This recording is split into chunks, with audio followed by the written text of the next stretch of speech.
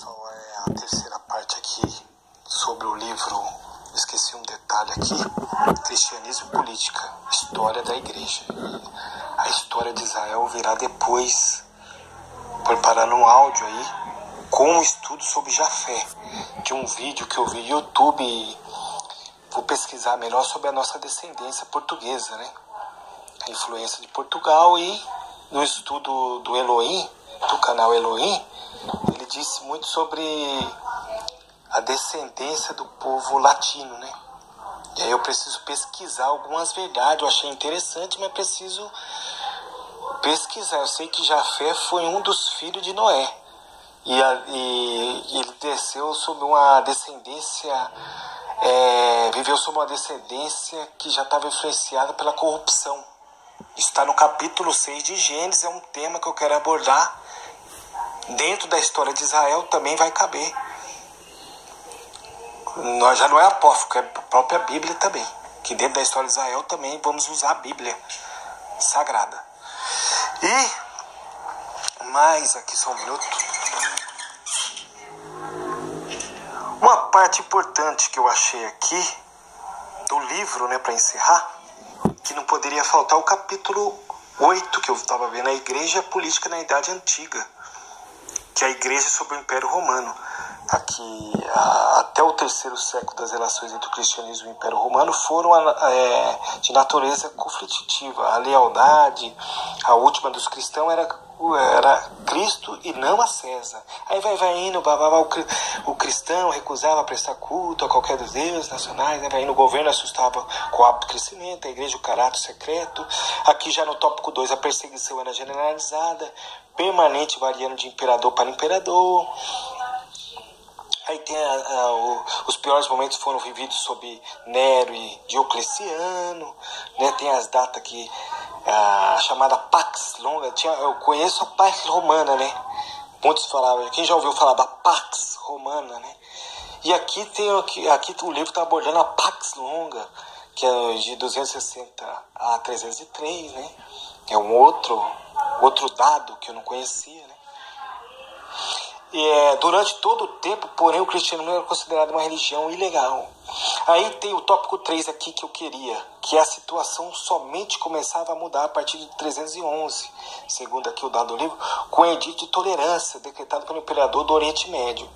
O término dessa fase acontece em 313 com o edito de Milão, assinado tanto pelo imperador do Ocidente e Constantino, que eu queria chegar no tema do Constantino, que é importante, que é muito falado dentro da teologia. Na história da igreja, quanto pelo Império do Oriente, Licídio. A liberdade religiosa foi garantida legalizando a prática do cristianismo, que é a tal da história que Constantino viu uma cruz, né, em sonho, teve uma visão da cruz e se uniu, decretou o cristianismo. Naquela batalha sobre aquela cruz, ele batalhou ali para decretar, reconhecer os cristãos. Quanto mais morria cristão, mais aumentava os cristãos sobre a terra, né? E o Constantino resolveu legalizar o cristão. Falou, não posso com esse povo, vou se unir com ele. Mais ou menos assim. E sobre essa história ali, nasceu... Não é bem que ele se converteu, ele teve que se render,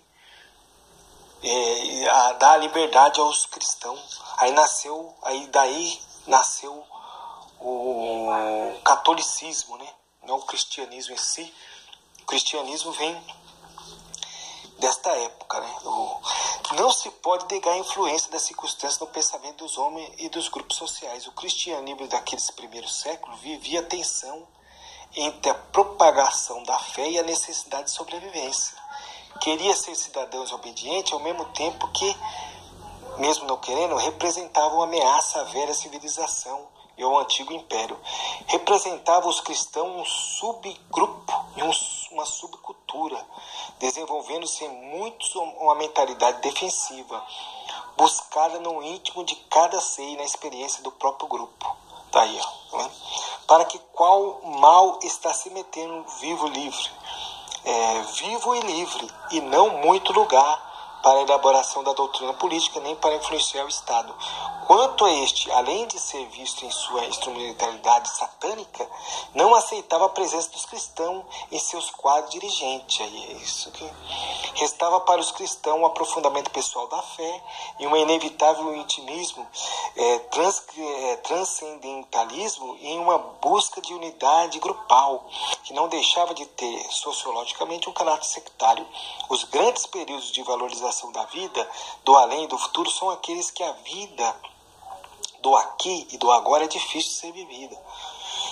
E se sente impotência ou aparente impossibilidade para mudá-la. A influência da cultura grega, ademais, concorreu para o asceticismo monástico e para a existência solidária em religião e sociedade, inclusive sociedade política. Então, irmão, por isso que eu falo, aí muitos falam, surgiu, porque aqui no tópico 5 vai falar do testemunho cristão, era dado tanto pela demonstração e cuidado mútuo, né?